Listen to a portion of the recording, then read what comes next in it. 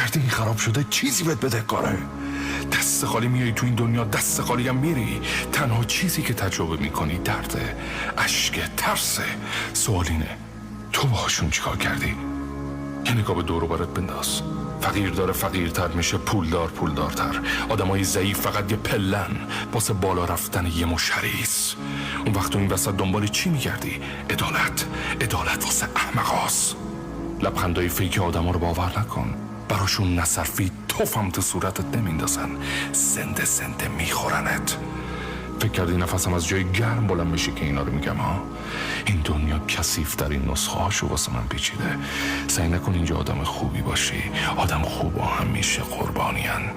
تو هر کثافتی که گیر افتادی صاحبش باش. یه قصه تلخ دیگه نشو. داستانت واسه هیچ کی مهم نیست. این جهان بیش از حد داره تو درد غرق میشه که بخواد تو رو نجات بده. بخور تا خورده نشی، بکش تا کشته نشی. اینجا یه جنگل لعنتیه. من که سرخم نمی کنم، چون با تک تک ذرات وجودم مطمئنم من خطرناکترین شکارچی این جنگلم.